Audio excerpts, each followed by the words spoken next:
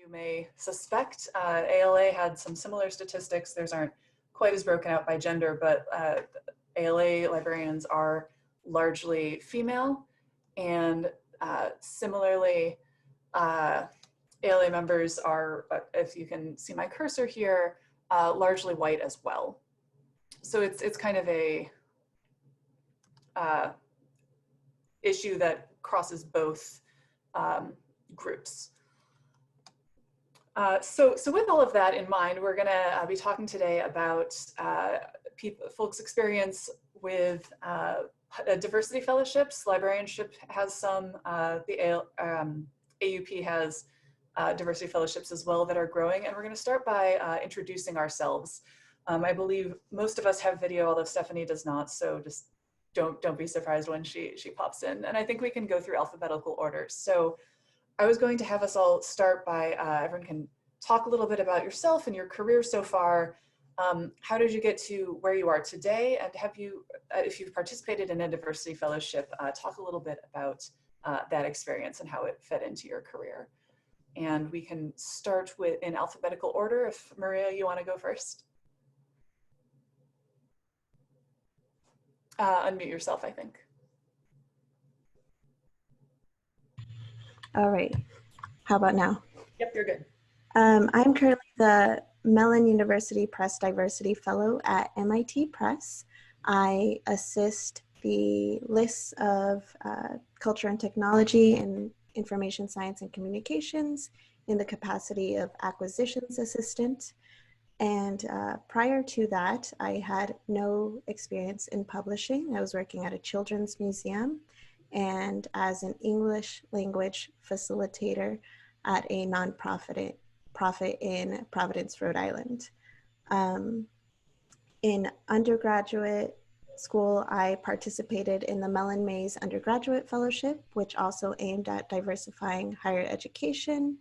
And in high school, I participated in the Questbridge National College Match Program for high achieving low income students. And that helped structure and fund my college application process and was kind of the first step in getting to where I am today. Great, thanks Maria. Kyle, would you like to go next? Sure, so my name is Kyle. I am currently assistant editor at Johns Hopkins University Press, where I acquire books in the fields of education and support the editorial director. So my trajectory up until this point has been hugely supported by various diversity initiatives. You could say that every step of my education and professional career has really been supported by them. So most recently, a few years ago, I was the Mellon University Press and Diversity Fellow, the same fellowship that Maria is completing now. And when that fellowship was really my entryway into scholarly publishing. Kind of going backwards from that, a scholarship meant to support students from backgrounds underrepresented in higher education, helped me attend college. And then for graduate school, 2 fellowships meant to increase the representation of minorities in higher education, opened the door for me to attend graduate school. The Institute for Recruitment of Teachers was one of them, and then the Leadership Alliance Mellon Initiative was another one of them. So speaking about kind of diversity initiatives broadly, I think I've definitely participated in a number of them. And there are some similarities and differences across them, I think, that are interesting. Great, thanks, Kyle. As I said, my name is Liz Hamilton. I'm actually the copyright librarian at Northwestern University Libraries and Press. I started working at the press as an assistant after I'd spent some time working in bookstores. Went to library school, and then after that was able to work doing rights stuff basically at both the library and the press. So I do copyright education and rights management. I'm also the chair of the Library Relations Committee, which is how I got involved in this presentation. Stephanie, do you want to introduce yourself?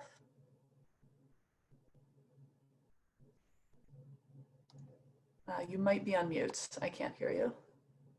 There you go.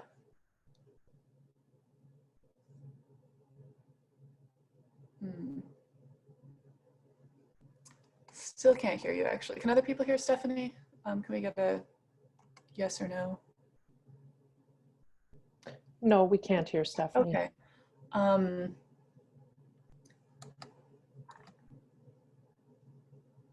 Let's see. I'm gonna try to unmute Stephanie. Oh. Stephanie, do you want to try now?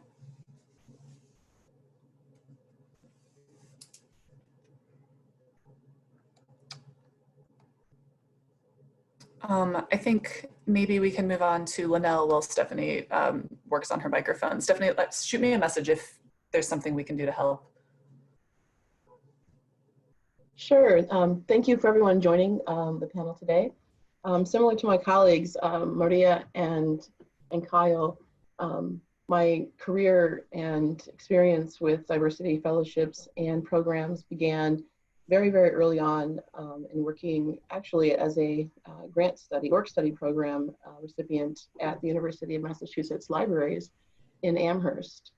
And I received work study and Pell Grants actually to get into college and came in through psychology and worked in the library pretty much all 4 years, starting in the early days of ILL where I was looking at OCLC records and then supporting research assistants and their work to find journal articles throughout the library. Back in the day, you had to go to the stacks, find the journal and actually scan it or copy it and then actually send it via campus mail to the faculty. So I did a lot of fetching in the library and learned a lot about the library that way.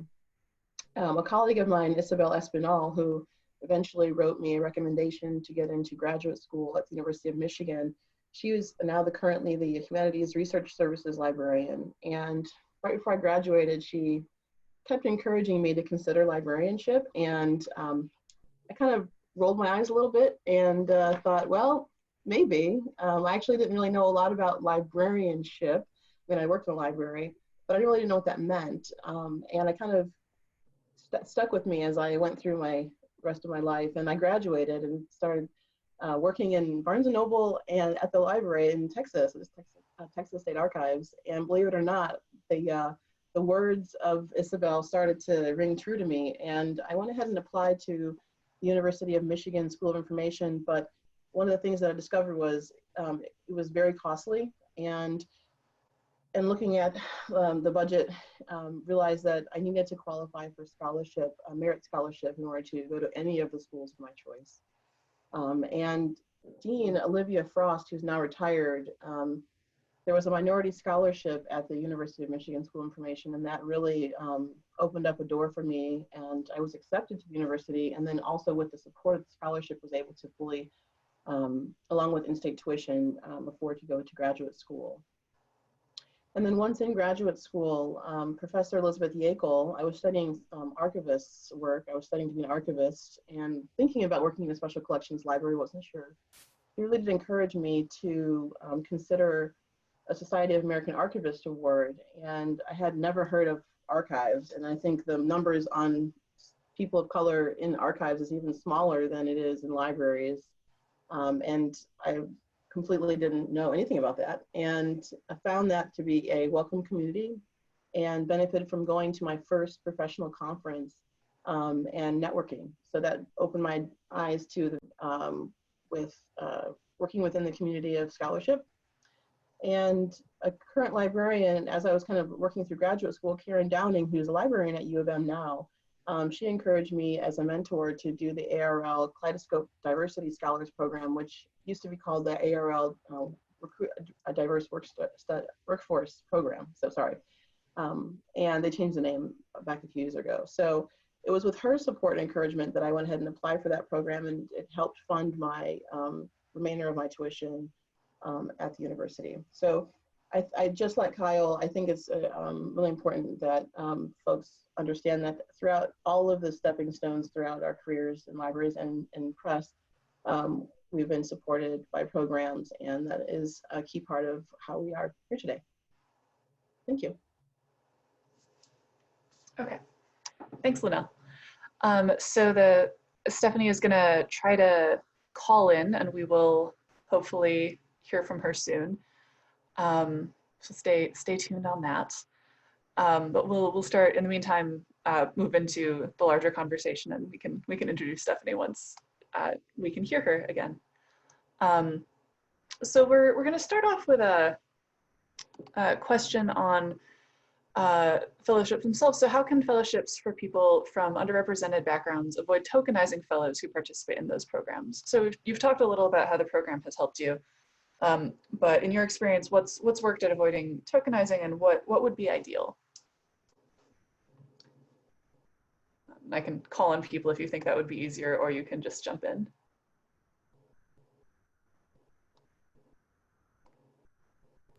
I'm happy to start us off.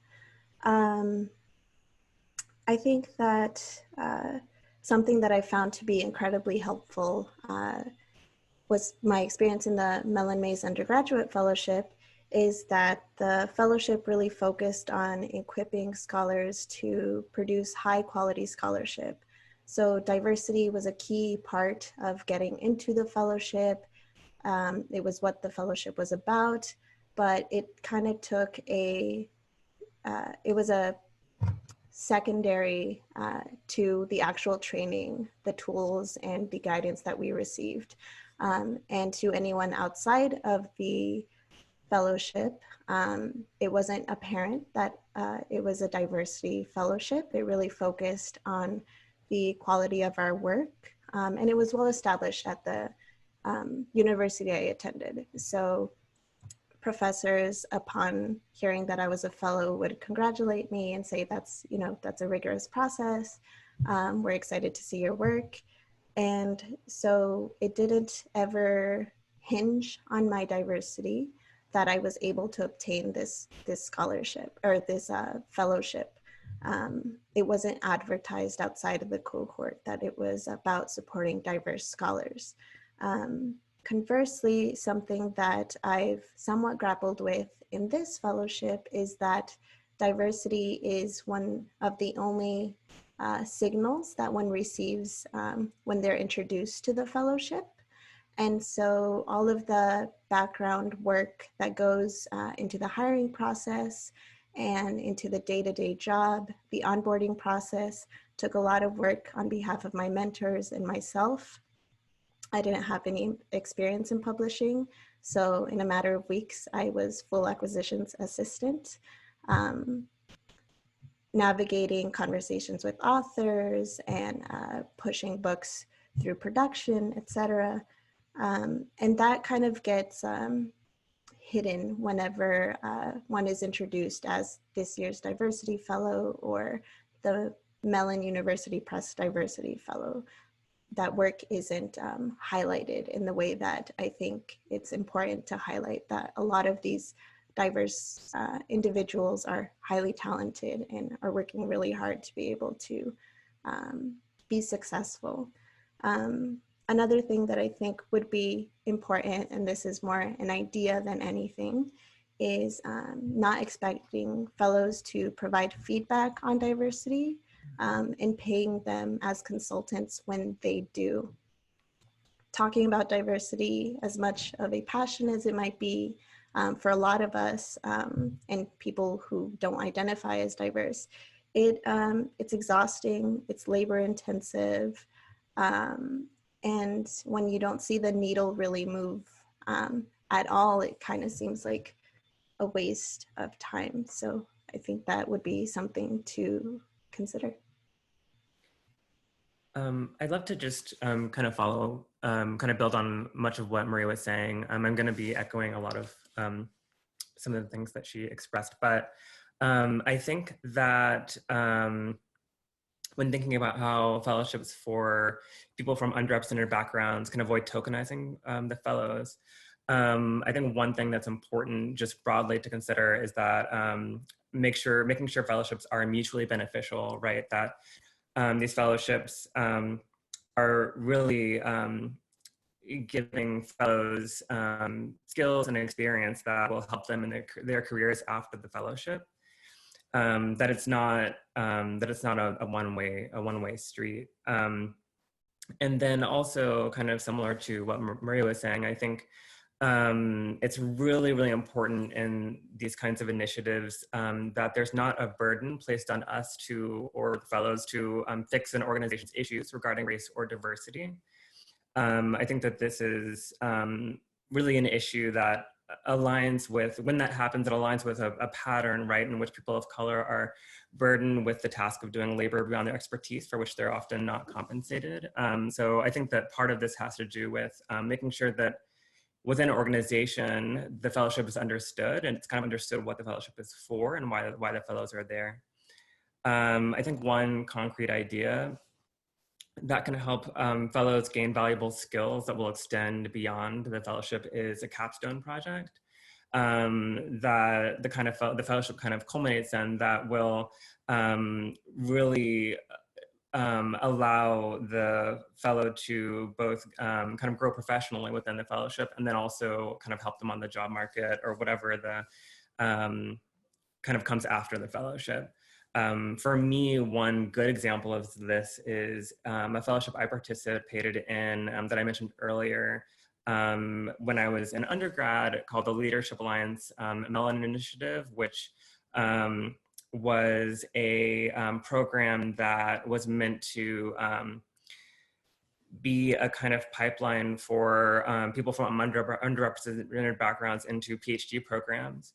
And in that program, there was a capstone that the fellowship was kind of oriented around. There was a research project that the fellow would present at this conference at the end, and that became something that the fellow could point to after the fellowship as something that they did, and that would really become something they could talk about in applications to PhD programs and things like that. So that's just one kind of concrete idea that can help fellows gain valuable skills in these kinds of initiatives.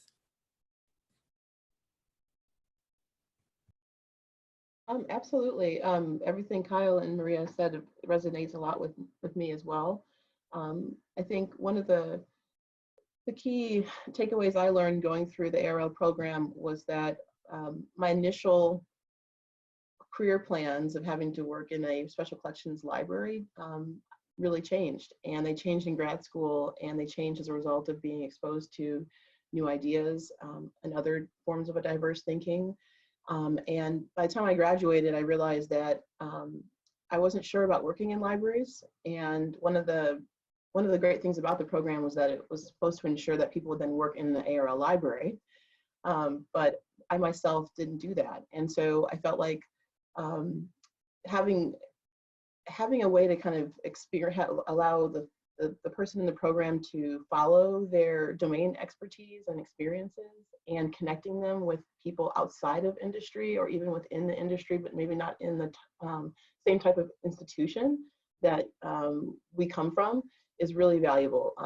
Once I stepped out into the commercial sector, it was completely like blue sky, and I was kind of flying alone, which makes sense, but I do think it's a little bit disorienting in some ways. And I think there's a lot of folks who come from publishing from different backgrounds, especially, and may not say when they go through school, I want to be a publisher, or work, maybe they want to work in a library, but they don't know about publishing. And certainly people who say, I want to work in a press, that's like probably even smaller. So I would say that since most of us are going to be coming from different sectors or different communities of practice into publishing and into the press, really thinking more broadly about how to support students of color and people of color and people of diverse backgrounds, their career paths beyond the actual program itself, would be something to think about carefully how that's done.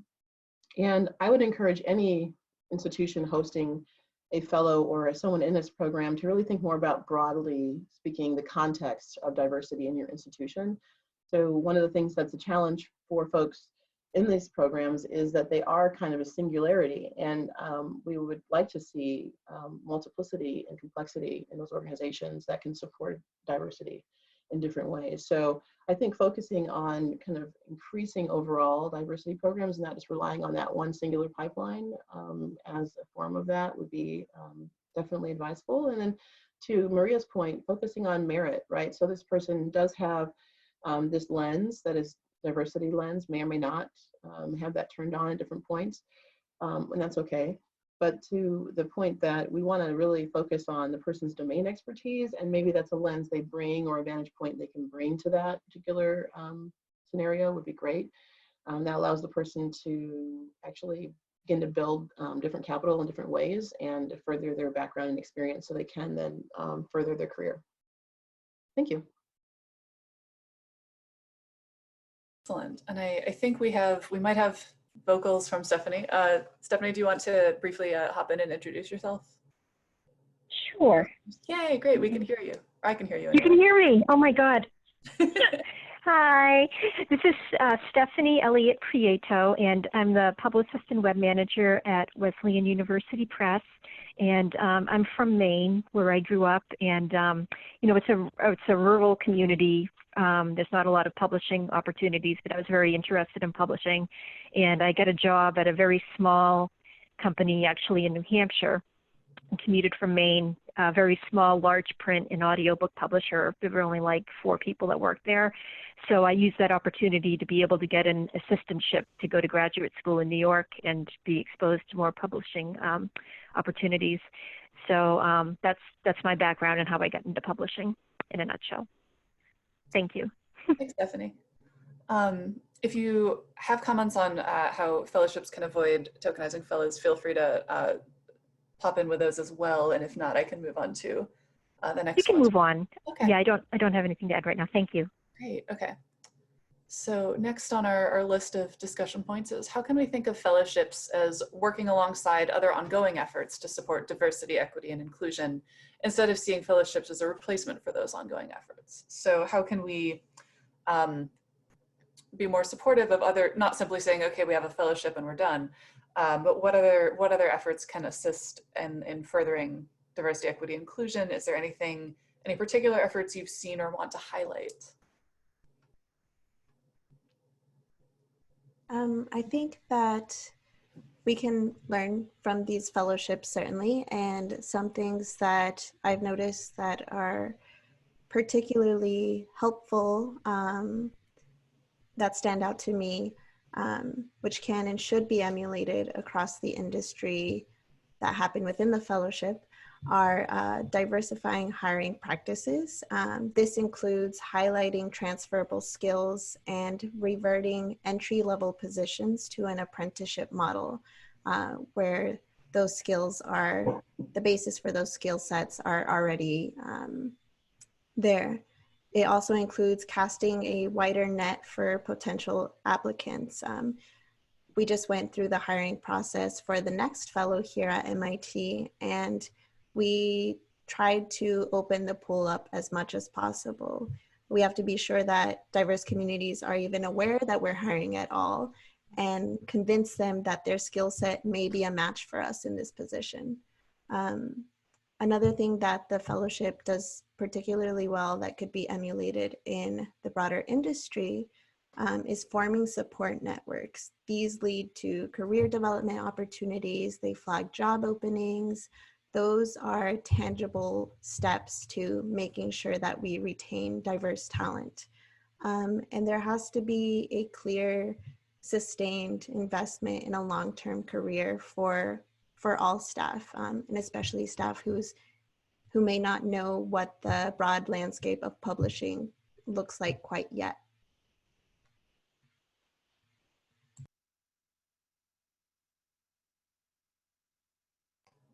Great. I'll go ahead and jump in. To jump in next. Great, Lanell. Yeah, sure. So similarly to what Maria suggests, I think that broader institutional change is really something we want to look at here. For example, I think making assessment and outcomes-based practice really part of the program for the institution is really important. So thinking broadly about building in like bias reduction training and other types of measures in your practice so that you are really fully embracing diversity, equity, inclusion, and accessibility within your hiring practice.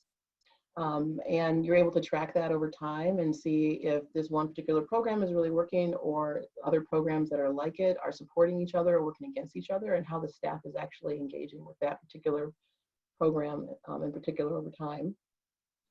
I think regularly utilizing this person's skills and expertise and experiences outside of the program, but for example, when they graduate from the program and are in practice in the professional manner, and encouraging those folks to come back to the institution to share their experiences, their expertise, and their skills, either as a consultant or an advisory capacity on a board, is really super duper. And I often will get requests from the University of Michigan School of Information to come mentor and sit on talk with the current students about what a career path might look like, especially if it is a non-traditional career, kind of how they can build careers in a similar manner. And also just consider their work for projects that I'm working on. So I may have a small project within my remit that I can maybe have a graduate intern involved in. And so engaging with the scholars that way is a way to actually start to encourage this next generation within the practice. I also think that really following up with fellows though, and really doing satisfaction and understanding how was their experience in the program. I think a lot of library practice now, at least at the University of Michigan, is focused on assessment, and we're thinking of ways of how to use Qualtrics and other survey tools to regularly assess projects and initiatives. And so one of the ways I think we can do better is to actually regularly measure satisfaction and success and other metrics for these programs on a regular basis and involve fellows in that particular experience so that you know where there's areas for improvement in the program and can kind of adapt more agility in the program to meet those needs. Yeah, I think I definitely agree with much of what, with all of what Lanell and Maria said. I think just, going back to the question, really making sure that these kinds of initiatives are not seen as a replacement for these kind of larger sort of institutional ongoing efforts, and looking at the data that you presented at the beginning, Liz. It's clear to me that this requires industry-wide change, that these fellowships and other initiatives are an important step, and they can help us in this area, but they cannot be the only solution. They can also take a while to show concrete signs of success as fellows participate and leave the program and stay in industry, grow in the industry. This needs to really be pursued in collaboration with other things that Maria and Lanell talked about.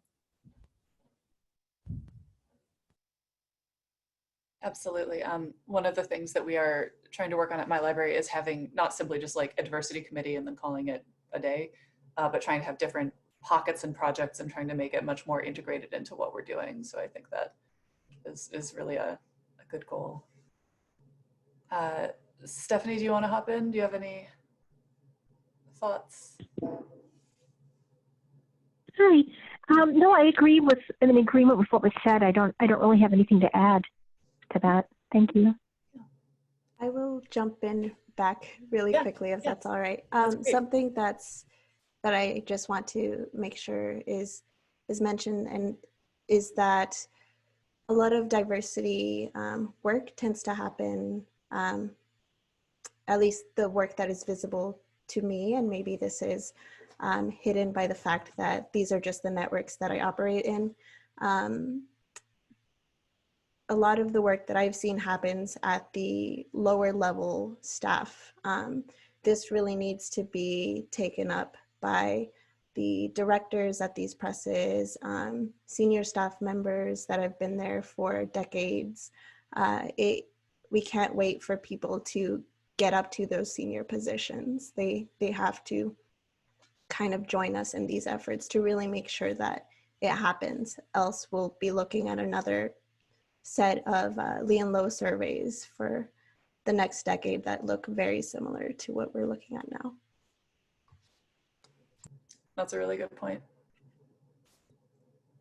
All right, moving on to the next question, which I think feeds right into what we've been talking about. How do we measure success in diversity initiatives, and how should we be measuring success?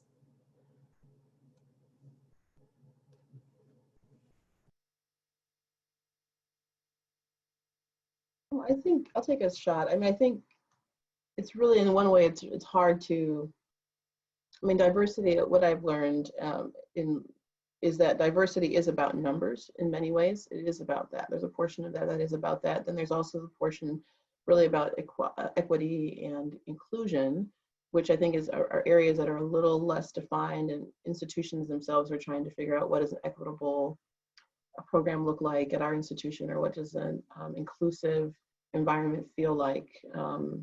But I think overall, I mean, in my experience in terms of my professional career, it really was important to actually see raw numbers, honestly. That is when you start to have capacity, and you start to have agency, and you start to actually have a voice and capital. And when you have capital, you can actually start to trigger decisions, and then you can start to actually theoretically, right, start seeing some type of change. So I would actually, the number of fellows in these programs is very small compared to the larger industry. So I would like to see increase in number of fellows and participation across different types of institutions. And personally, I've had to leave libraries a lot and leave the publishing sector a lot to actually see quantifiable gains in salary.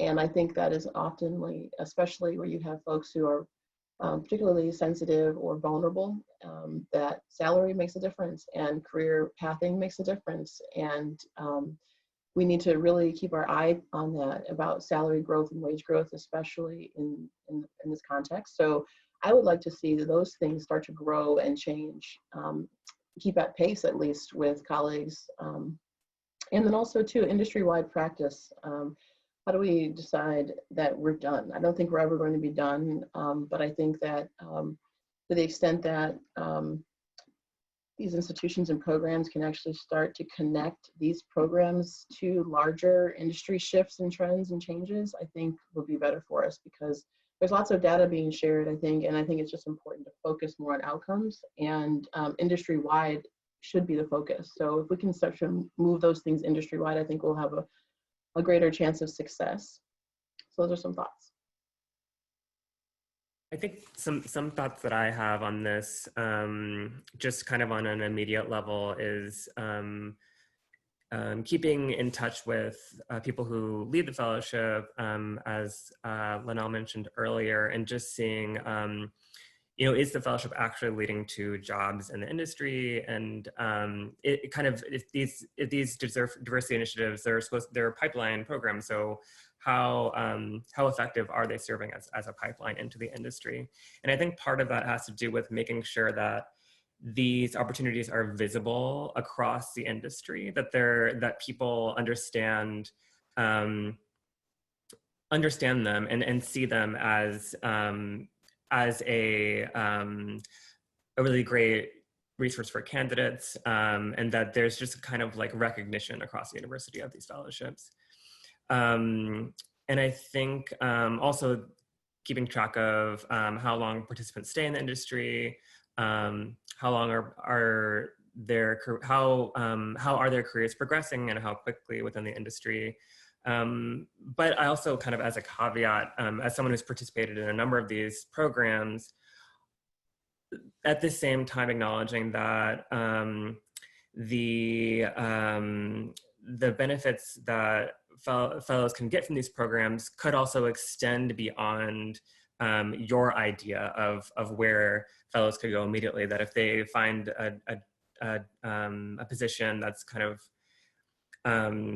related, but maybe not exactly in the area that the fellowship sort of targets, that can also be a sign of success as well.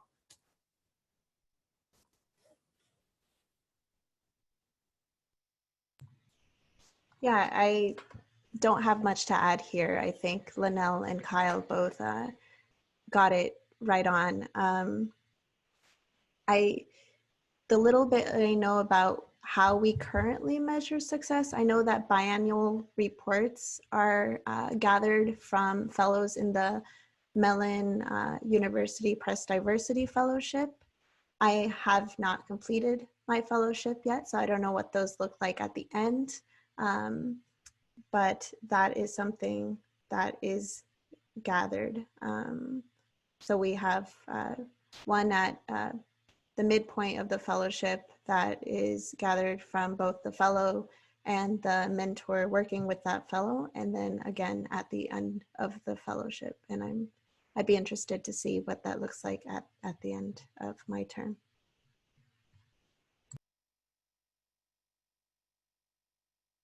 Great. I guess this next question is feeds right into what we've been talking about, so we might spend a little less time on it since we're running kind of short on time. But how can we support retention of participants after the fellows program? And keep people in the industry. Yeah, go ahead. I have a small list. It's not quite small, so I'll move quickly through it. Some ideas include moving stipends. The positions are not super well paid, and they are usually in very expensive cities. And my fellowship is 14 months. I moved relatively close from Rhode Island to Boston, but that was $400.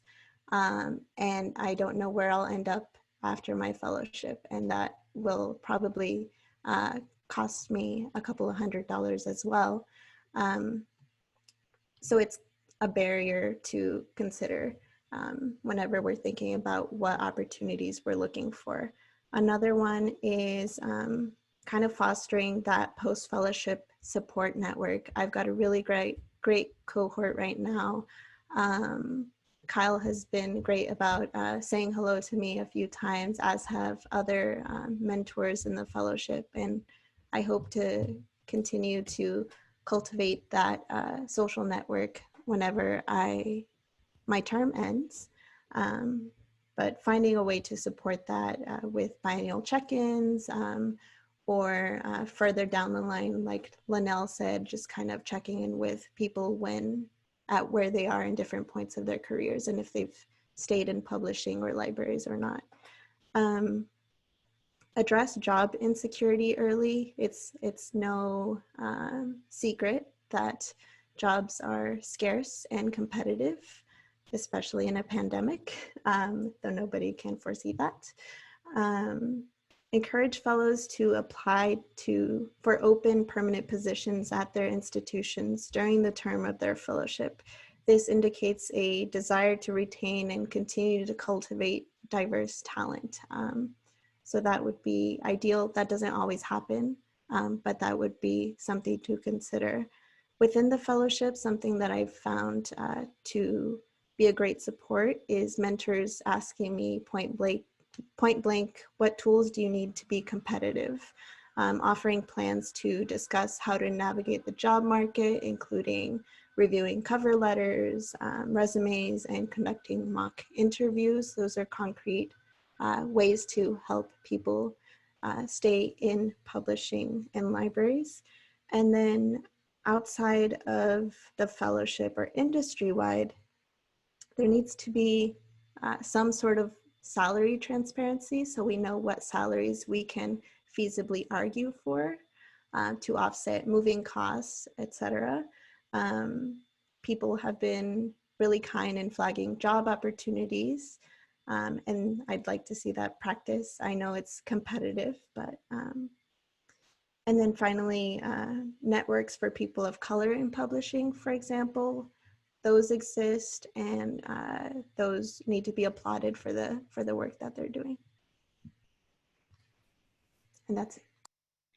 I think that's an excellent list, and I really don't have much to add on this. I think one thing is to make sure when we're thinking about retention of participants after these programs within the industry, making sure, as we were discussing earlier, that industry-wide efforts are ongoing alongside these fellowships. I mean, when I think about this question, I think about a couple of pieces that came out a couple of years ago in the Scholarly Kitchen that were called On Being Excluded, which documented personal experiences with racism and microaggressions across the publishing industry. And pieces like that indicate to me that the work that needs to be done here is industry-wide if we're really going to support retention of participants after these fellowships. And then just to quickly echo what Maria was saying about finding ways to support these networking opportunities within these fellowships, because that will support fellows after these programs. Yeah, anything that can be done to kind of just support that, I think is also really important when we think about retention. Yep, ditto, and ditto. I think that keeping your networks available to folks is, I mean, when's the last time you asked somebody, who do I know that you want to know? And how can I help you connect to that person? Just how can I help facilitate your understanding of this environment, and being a kind of collaborator, you know, introducing, opening the door and putting those people front. Oftentimes, I think the challenge is when you're new at something, especially in publishing or in any career, is being offered leadership or being given a chance to sit at a table and feeling insecure about that. And I think as much of the time that us leaders, people who are in leadership, people who come to these programs, can actually just get out of the way and give folks a chance to just lead and open up, you know, our connections, I think is a really great best practice. Oftentimes it requires people to go to conferences and to, you know, feel comfortable networking in person, which is really hard, or you have to know something already in order to kind of start a conversation with someone. And I think that's a barrier because oftentimes you just don't know. Also too, the path line into a career track is really, really important, and cannot be overstated enough that at the end of the day, people want to work. They also want to fulfill their career aspirations and their interests. And so for part of these programs, keeping those networks alive and vital in different areas of our ecosystem are really important, and just supporting those networks. So some of the things that the library world does really well is they facilitate different communities of practice through ALA. People can sign up and kind of post different types of engagements, from consultancies to volunteerships to practicums to internships. And I think we need to do that in the press community better. Like, we don't do a lot of interinstitutional work.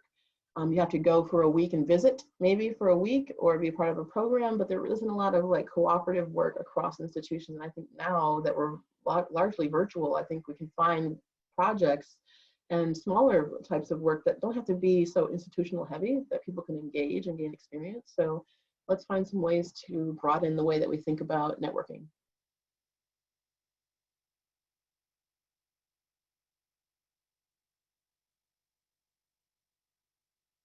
Yeah, so we do have one more question, but I think we're going to move to Stephanie's slides, if that's okay with you all, just because like I don't want to overlook them, and it would be great to have some time for Q&A as well. So I'm going to stop sharing my screen. And then Stephanie, are you able to share your screen, or do you want me to go ahead and share your slides from mine? Can you hear me? Yeah. Oh, good. You can hear me. Yeah. Do you want me to share my slide or share your slides through my screen, or do you want to do that yourself? I think I can do it. Okay.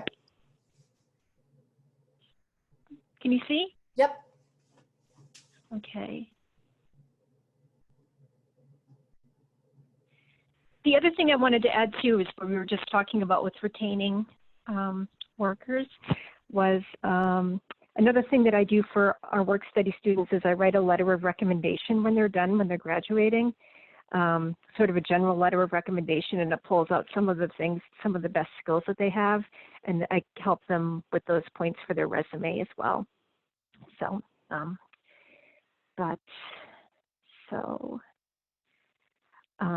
so my presentation is about work study experience as an opportunity for skill building. I don't know about all of the people attending this panel, but you know, a lot of us are working at universities, since we work at university presses, and we have a great opportunity as all of these students have gone through the admission process already. For people who grew up in a working class background, when you're growing up, there's a lot of emphasis on working to get income and to fill your time, not as much on skill building, where some students that come from a more upper class background or from maybe, you know, more focusing on building skills, they have opportunities to do unpaid internships, for example. Also in a rural setting, there are fewer opportunities to get jobs that have quote unquote office experience. Let's see. I've also noticed over the years, I've been working at at Wesleyan for 16 years now, and I've noticed over the years, and also just from my own experience in life, that a lot of people from lower income situations tend to rely on free software, and they don't get the same, education of like Adobe products, for example. Like I stated before, we're in a unique opportunity. We have a unique opportunity of having university students who've already been vetted.